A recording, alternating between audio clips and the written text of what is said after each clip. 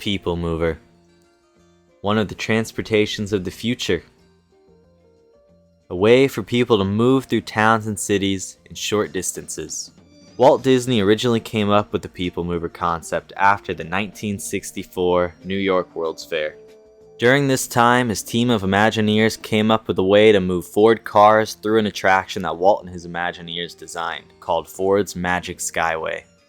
These cars were pushed along the show scene by wheels in the floor, pushing the cars forward by gripping onto the flat surface beneath the car.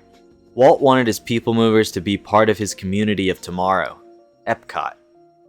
Though before he was able to do this, he had to test it in a smaller capacity, so they put it down in Disneyland's Tomorrowland.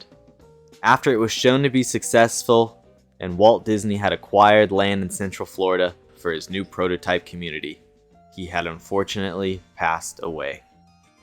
Walt's brother Roy stepped up to make Walt's dream a reality, or at least part of it. Now, I won't go too much into depth of how the community of tomorrow never came to be at this time, but Roy and his team were focused on the Magic Kingdom and the surrounding resorts. The Magic Kingdom opened up in 1971, but with no PeopleMover. No. That would open in 1975 with Space Mountain. The PeopleMover could not be open until Space Mountain was open, due to the track flowing through the ride. Some of the tracks were already laid out on the buildings of Tomorrowland, which you can see in old footage.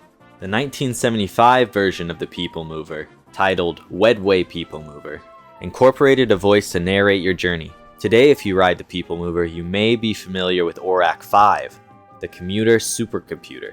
But who is ORAC-5? On July 1st, 1975, with the opening of the Wedway PeopleMover, ORAC-5 was nowhere to be heard.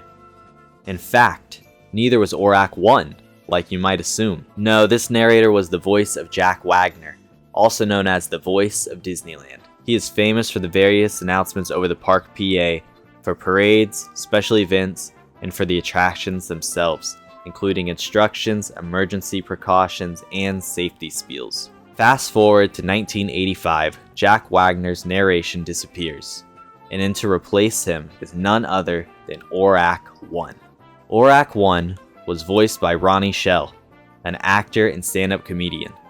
ORAC-1 was used until June 11, 1994, when the attraction received a makeover for the new Tomorrowland. With the makeover came the name change from Wedway PeopleMover to Tomorrowland Transit Authority.